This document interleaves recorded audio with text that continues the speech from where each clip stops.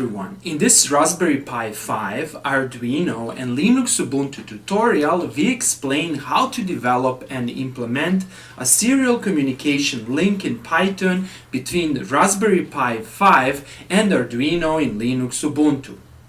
Our experimental setup is shown over here. It consists of Raspberry Pi 5 with 8GB RAM and Arduino Mega. As explained in the sequel, you can use any other Arduino board or other similar boards such as ESP32 and Teensy, and you can use everything explained in this tutorial. Here is a brief demonstration of what you will learn in this video tutorial. First of all, you will learn how to write a Python script that will accept a user input. In this particular case, a user will enter an integer. And currently I'm running the Python script. And here it's written, enter the integer to double and press enter. For example, let's press 23. Once I press enter, this integer will be sent through serial communication link to Arduino, and Arduino will double this number and it will send the result back to Raspberry Pi 5. So when I press enter, let's see what will happen. The result is 46. Although it might look simple, this example is a proof of principle for more advanced applications. Namely, this number over here, 23, can be a control action for your robot or your actuator or even for a drone. Then, Arduino should implement this control action and collect data from the sensor. And the result is actually a sensor data that's being returned back to Raspberry Pi for further processing. And here are the codes. Over here, you can see the Arduino code. It's relatively simple. However, the Python code is not so simple. And here it is. This Python code will actually establish a serial communication by using the library called pySerial. It will define a serial communication object, open the port, do some inspection, then it's going to read a string, convert string to bytes, send bytes through a serial port, receives back, and also we have a function for closing the serial communication port if a user presses Ctrl+C. In addition to this video lesson, we developed this manual that explains in detail how to implement everything and the codes. A link to the manual and the codes will be provided in the description below this video. The manual is 6-page long. Before we start with explanations, here are some very important things that need to be emphasized. First of all, let's talk about general mission of this channel. The goal of this YouTube channel is to provide a university level and university quality education to people from all over the world. Consequently, this tutorial is not made for impatient students and viewers. The video and this manual are deliberately made to be as detailed as possible and provide comprehensive explanations which can serve as the basis for the development of complex projects. From 20 years of experience in higher education, we have noticed that a large number of university-level robotics programs are outdated or they are taught by inexperienced individuals. The goal of this YouTube channel is to change that. That is, we aim at providing a top-notch and up-to-date education on robotics, machine learning, computer vision, mechatronics, etc. Here is a very important copyright notice. This document and the lesson video should not be copied, redistributed, or publicly posted on public or private websites or social media platforms. The provided code files and manuals are for the personal use and they should not be posted publicly and/or on personal code repositories. The code should not be used for commercial purposes. The code files and the manual should not be used as a lecture material on online learning platforms and in university courses. This lesson and the accompanying material should not be used to train an AI algorithm or a large language model. Okay, let's start.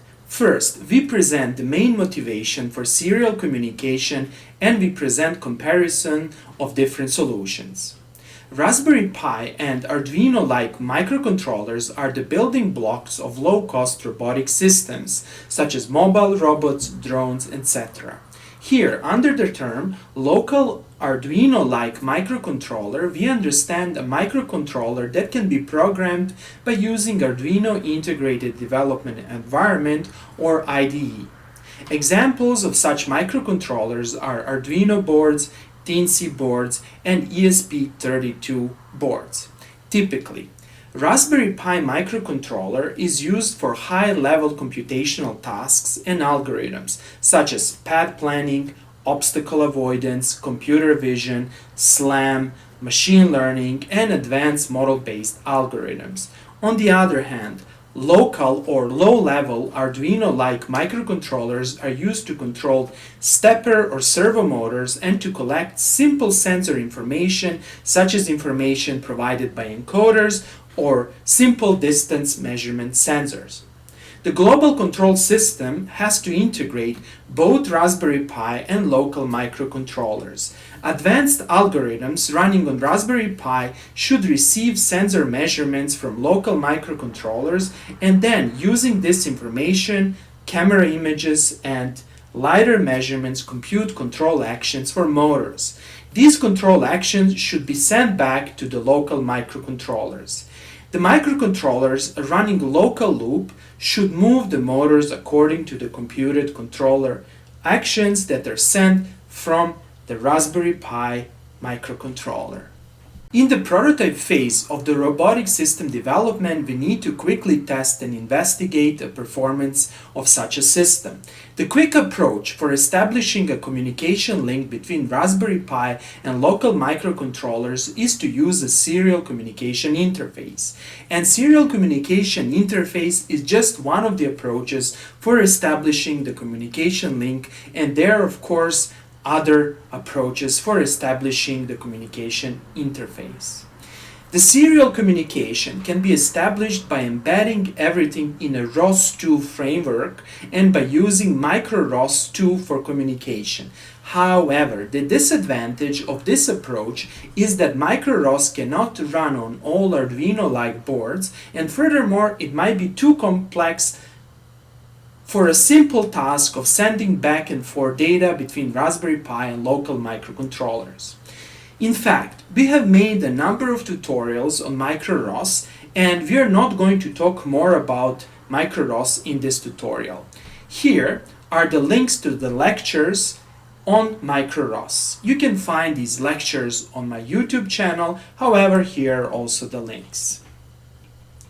A less complex approach is to simply write a serial communication interface between Raspberry Pi and an Arduino-like microcontroller. For that purpose, you don't need to use a micro-ROS framework. You can write a Python or C++ program that will send information between Raspberry Pi and Arduino-like microcontrollers. In this tutorial, we will use Python to write this serial communication interface. And later on, you can actually embed this serial communication interface in ROS2 framework. That is, you don't need to use micro-ROS. In fact, I suggest to everyone to follow the approach explained in this video tutorial.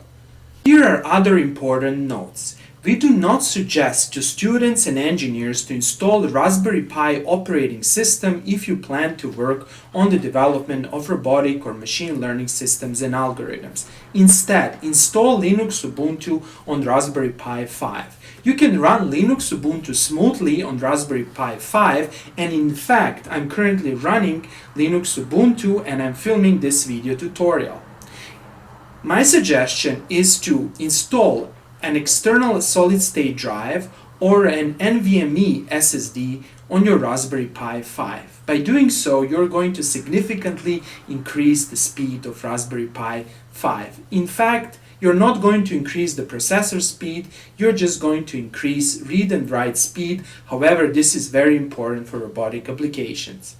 In this tutorial, we are using Raspberry Pi 5 with Linux Ubuntu 24.04. Everything explained in this tutorial applies to any other version of Linux Ubuntu. Also, instead of using Raspberry Pi 5, you can also use Raspberry Pi 4. However, the Raspberry Pi 4 microcontroller is significantly slower than Raspberry Pi 5. In fact, we have created separate video tutorials on how to install Linux Ubuntu on Raspberry Pi 4 and 5, and here are the links. Then, to follow this tutorial, you need to have Arduino IDE installed on Raspberry Pi 5. We created a separate video tutorial on how to install Arduino IDE on the Raspberry Pi 5, and here is the link. Then, you need to have an Arduino board. I suggest to use the standard Arduino, or you can use Arduino Mega. However, everything explained in this tutorial can be used in the case of other Arduino-like boards such as ESP32 and Teensy boards. Only the ESP32 or Teensy code has to be slightly modified. Then, everything explained in this tutorial can be integrated inside of a simple ROS2 node. And we will explain this in the future tutorial. In this way, you don't need to use microROS. Finally, you need to have a Python editor installed on your system. You can, for example, use the built-in Nano editor that comes with Linux Ubuntu, or you can install gedit. However, we suggest to everyone to install Visual Studio Code. Visual Studio Code can run smoothly on Raspberry Pi 5 with 8 GB of RAM. And I created a separate video tutorial on how to install Visual Studio Code. The link is given over here. In order to explain how to develop the communication interface, we will consider two test cases. The first test case is a demonstration of sending strings. Namely, in the first test case, a user will input a message. This message will be read as a string. Then the string will be converted to bytes. Then it will be sent to Arduino by using the pySerial Python library. Then Arduino will receive the message. Then it will add a string on top of the received message and send back the resulting message. Then the Python code will receive back the message and display it on the computer screen. Here's the second example. In this example, we explain how to send integers, perform operations in Arduino, and send back the result to Python. And this is the example that's being demonstrated at the beginning of this video tutorial.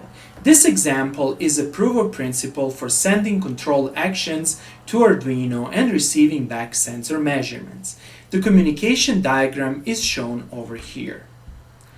A user will enter an integer.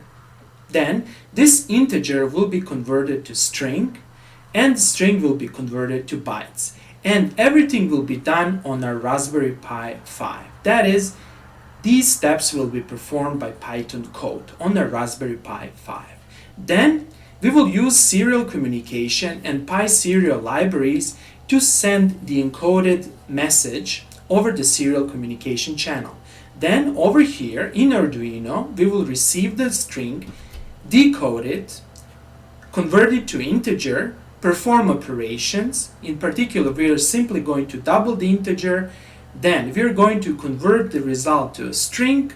Then the string will be encoded and sent back through the serial communication channel to our computer, that is to our Raspberry Pi. The Raspberry Pi will receive the string and convert the string back to the integer and show it back on the computer screen. Simple as that. This example is a proof of principle for more complex project, and by studying this example and by learning how to implement it, you will obtain a very valuable knowledge for developing real-life robotic systems. Okay, let's start with implementation. First, we will create a Python virtual environment. For that purpose, let's open a terminal.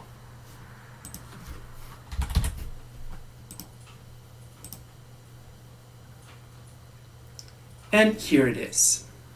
Over here, I'm going to resize the terminal such that you can see what I'm typing, and at the same time, you can follow the manual that I created. Here it is. First of all, let's make sure that we are in the home folder. We can do it by executing this command. Then, whenever you want to do something in Python, or you want to basically use any program or install a new package, my suggestion is first to run sudo apt-get update, enter your password, and then after this command you need to run the upgrade. Let's wait until this command completes, and then let's run sudo apt-get upgrade to upgrade all the packages and everything that's installed on our system. You can see currently that nothing is being upgraded. This is because I perform these two operations several times per day. Okay, next, attach your Arduino to the USB port of your Raspberry Pi microcontrollers. And it's very important to figure out the port number. That is the USB port number that is used to attach Arduino. For that purpose, you need to run this command. This command will list all the ports associated with Arduino. And you can see the name of the port, dev TTY-ACM0. Remember this name since we will use it later on. In your case, you might see some other number over here instead of 0, for example 1, then use the name with your correct number. Next, we need to make sure that we can access this port. That is, that we can read and write data to this port. And for that purpose, that is to enable read and write, we need to execute this command. Over here, you'll set the read and write permissions to this port. And again, if you type this, you can see that something changed over here. Now, everyone can read and write to this port, including us. Next, we have to make sure that we have Python on our system.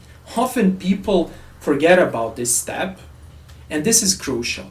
Namely, Python should come with the default installation of Linux Ubuntu. Let's see my version of Python. In my case, I can simply figure out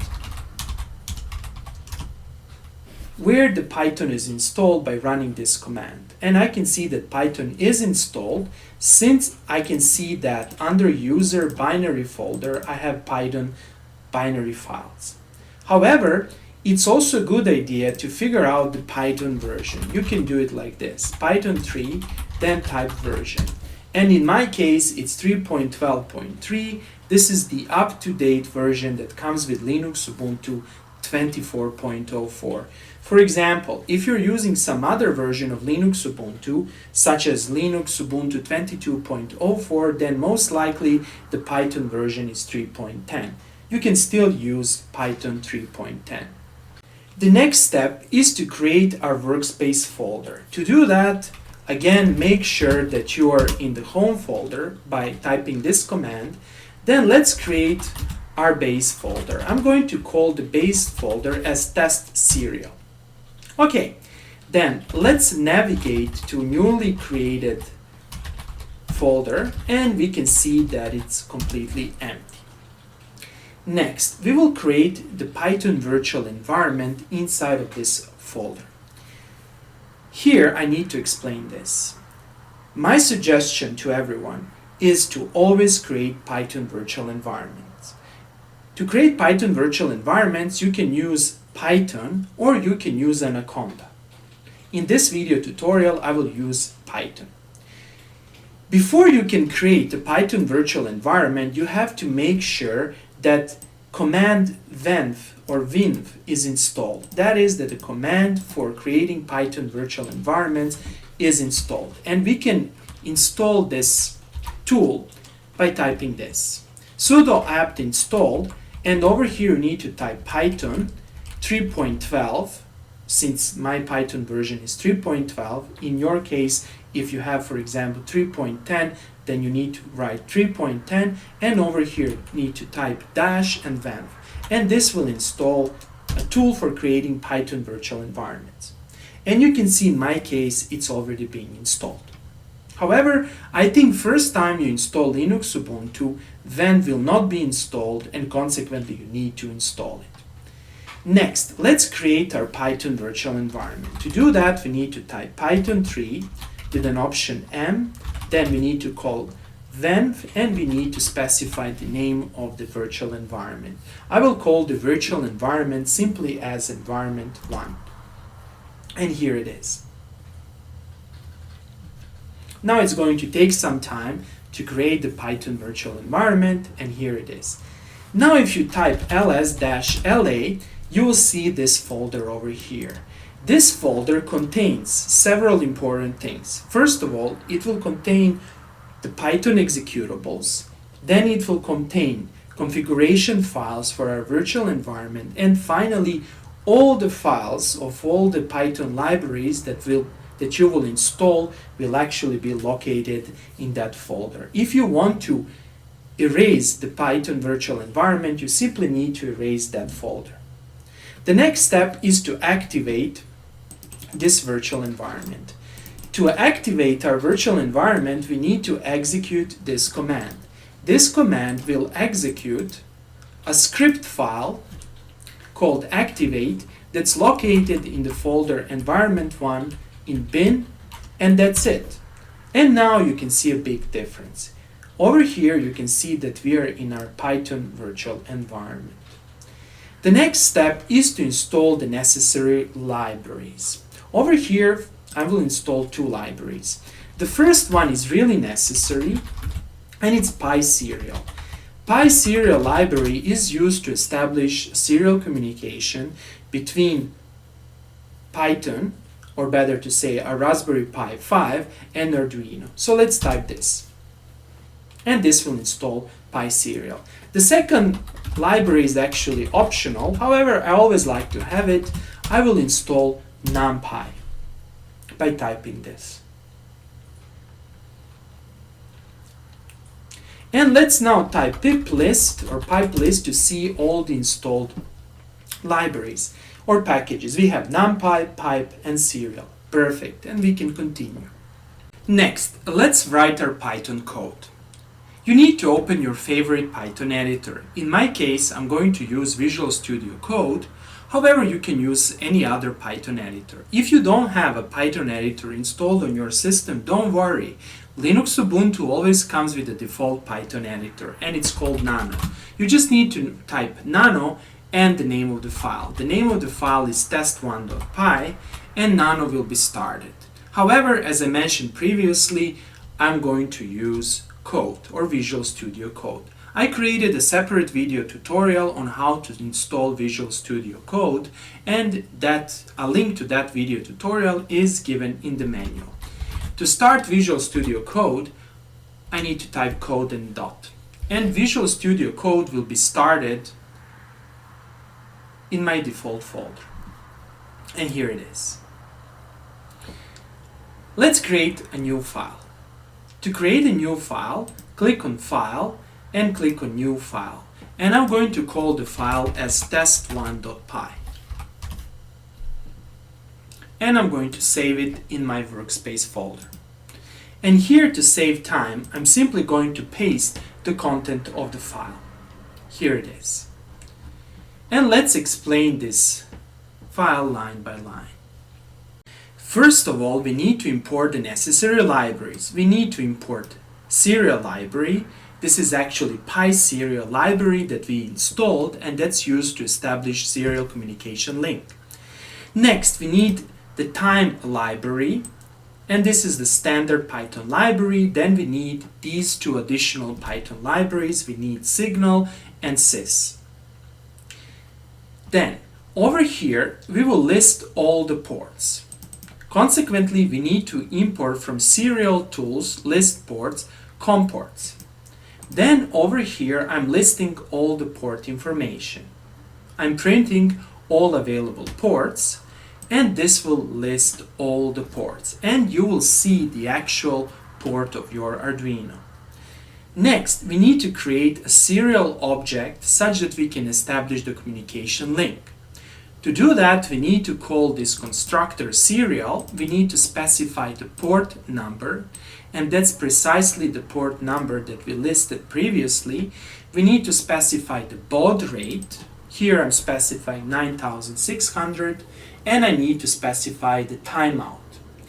I have to mention over here that this baud rate should precisely match the baud rate in your Arduino code. And I'm going to explain Arduino code later on.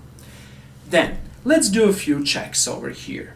Over here, we check if the port is open. To do that, we simply call Arduino serial, and this is the name of the serial object we just created, and we just ask is open. Then we can even print a message, is serial port opened, and then we can check this. This is good for debugging. Then, before you establish any form of communication link and send anything, make sure that you empty the input buffer. That is, the information that comes to your computer should be emptied. To do that, simply call Arduino serial.reset the input buffer. Then, over here, I'm defining an interrupt function that is called if a user presses Ctrl+C. This is very important, and let me explain why this is very important. We are currently at the line 40, however, I'm just going to briefly go to the line 51. Over here in this while loop, we are going to ask the user to enter the message that will be sent to Arduino and then press enter. Then the user will be entering the message, then this message will be communicated to Arduino, then after Arduino sends back the response, we are going to decode and we are going to print on the computer screen. Now, what can happen over here that a user presses Ctrl+C somewhere here? And the issue with that is that the program will automatically exit, however, the port will not be closed. Consequently, before we exit the program, it's very important to close the port, and this interrupt function is actually doing that. This interrupt function will be called immediately after a user presses Ctrl+C.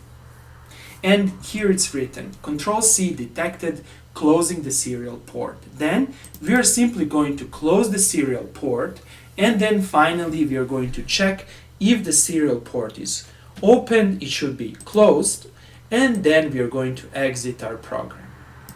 This is very, very important, since in some other applications, it might happen that something happens, or exception happens, or an error happens, and the port remains open, which is not good. Consequently, you always need to close the port. This is the interrupt function, and over here we register the signal interrupt function. We call signal.signal, then we specify what type of signal should trigger actually this function. It's sigint, that's basically Ctrl+C, and then we specify the function interrupt that will be called after a person presses Ctrl+C, or better to say after a system receives sigint signal. And that's it, simple as that. And here's our main loop. So what happens here, a user is asked to enter the message that will be sent to Arduino, and then press enter. After a user enters a message, the message will be stored as a string inside of this variable message. Then over here we need to send the message to Arduino. We call Arduino serial.write function, and over here is a very important thing to understand. We cannot simply send a message as a string. We need to convert a message to bytes, and then we can send. And we need to specify here UTF encoding. And over here with the message string, I'm also entering a new line such that Arduino can completely read the line. Then we need to wait some time for Arduino to process the message. And then once the Arduino processes the message and sends back the message, we will read the message again from our serial port. We will use readline. The message will be stored in readline, and the message will be in bytes. Then we need to decode this message as UTF-8 to obtain the string, and we will simply print the string on the computer screen. Simple as that. Over here is the Arduino code. First of all, in the setup function, we need to specify the baud rate. To do that, we need to use serial.begin. Note that setup function is executed only once after Arduino starts or after the code is being uploaded. Note then that this baud rate should perfectly match the baud rate of our serial object, that is this baud rate. If you have a mismatch between baud rates, the code will not work. Here's the main or the loop or the void loop of our Arduino.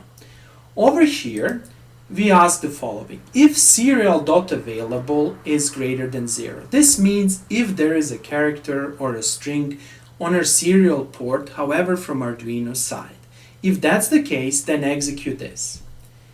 Read the string, that is, read the message that's being transmitted from our user until actually new line sign, or if you see here, we are always sending at the end of the message a new line character, and we are reading the string until this new line character. This is very important. Then we are storing the result in data, which is of the type string. Then we are printing this Arduino reply you sent me, and then we add the data. Now this print will not actually be printed on our computer screen. It will be printed on the serial port. That is, this message will be sent back on the serial port. However, in addition to this message, we will also have print line data. So we will have Arduino reply, you sent me, then what we actually sent from our Python code, it will be augmented here, and the new message will be formed, and it's going to be sent back through the serial port. Simple as that. And then over here we will read the message and we will display the message on the computer screen. That is on the Raspberry Pi. Before you upload the Arduino code, make sure that you adjust the board by clicking Tools, select your board. In my case it's Arduino Mega. Then you need to select the port, that is this port over here, and then simply verify the code. You shouldn't see any error here, and then simply upload the code. And now this code is running on our Arduino. However, we are not sending anything since we are not running Python code on our Raspberry Pi. Let's go back to our Raspberry Pi 5. Over here, save this file, close Visual Studio Code, and type ls-la over here, and you will see test1 Python. Now, before we can actually run this code, we have to make sure that we can run it. That is, we need to make sure that we have the rights to execute this code. To set the rights, you need to type sudo chmod +x, meaning that you can execute it, test1.py. This is a very important step, and enter your password. Namely, this is a very important step, since if you don't perform this step, you will not be able to execute the code. If you again type ls-la, you will see now that the file is green. This means that you can execute this file. To execute this file, simply type python3 and the name of the file. And that's it. And here it is. Let's analyze what's written here. Is serial port open? True, it is. Let's enter the message to send to Arduino, and let's press enter. For example, Arduino, can you hear me? And let's do this. Bang. And here's the reply. Arduino reply, you sent me. Arduino, can you hear me? This means that the communication interface works. So let's ask another message. Hello, how are you? Of course, this is not a large language model, and we will just echo the message. And Arduino replies, you send me hello, how are you?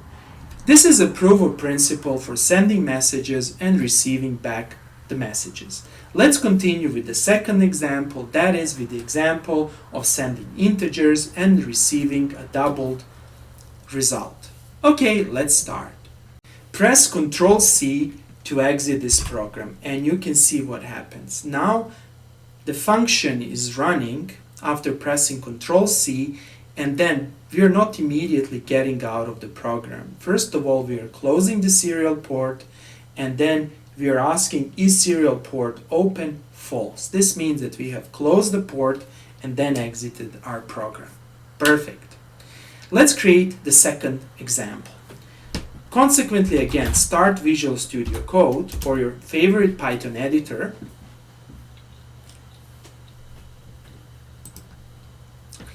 And over here, let's create the second file. To do that, click on File, New File,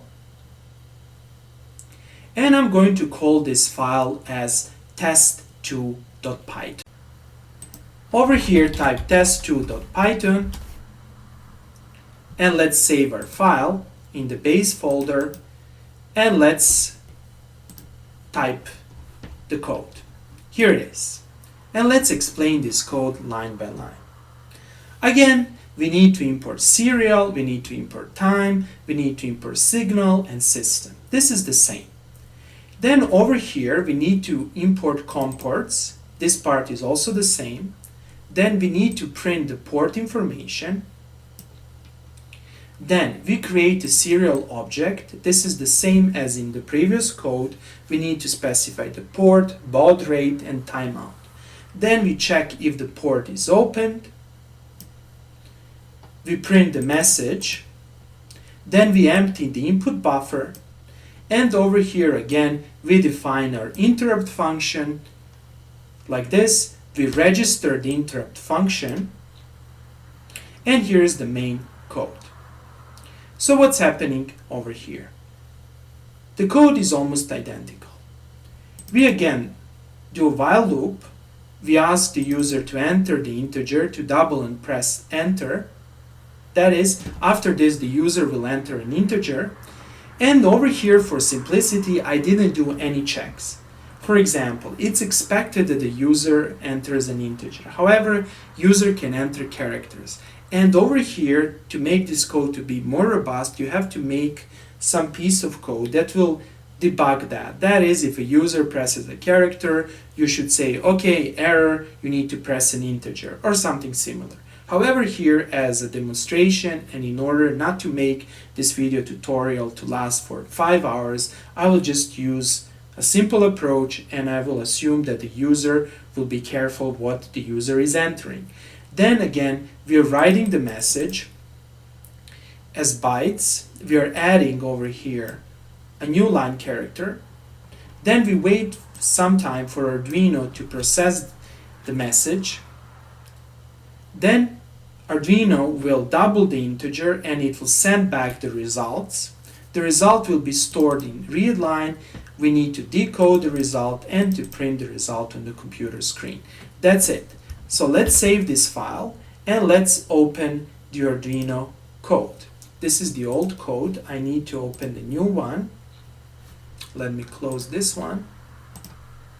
And here's the new one. Let's see what's happening over here. First of all, in the setup function, we are setting the baud rate. This baud rate should match the baud rate in our Python code. Then again, in the void loop function, we check if there is something on a serial. If there is, then we read the string until the new line character. Then what do we do over here? Look what happens. We convert the string to integer and we store the integer in this integer variable number. Then we double our number and store it back in number, and then we print. The result is, and then we simply send back the number together with this string over here, and that's it.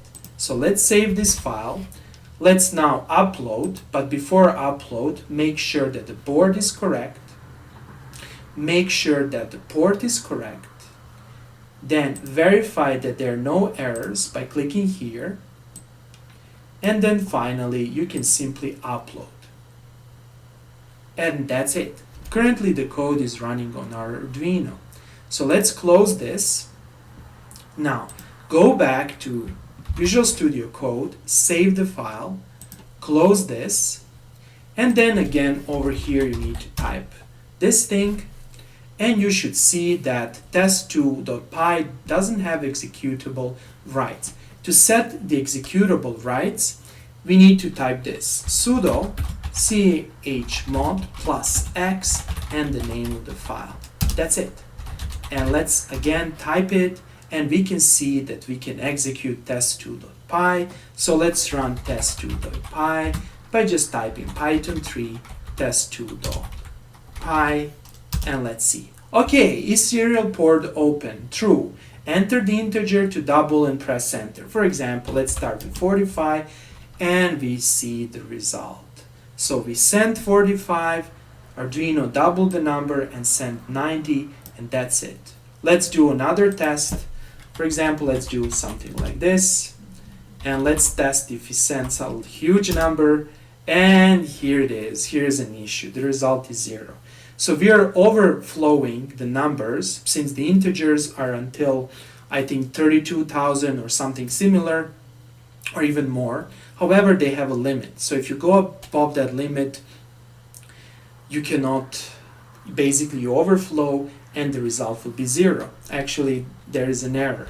So if you send, for example, a character, code expects its integer, and there is an error. So you have to make all these safeguards and to implement them to make this code to be more robust. However, we are not doing it in this video tutorial. We are just showing how to develop a basic code, and it's up to you to improve this code and to integrate this code in your project. Okay, that's all for today. I hope that you like this video. If you like the videos I'm creating, please press the like and subscribe buttons, and see you in the next video tutorial.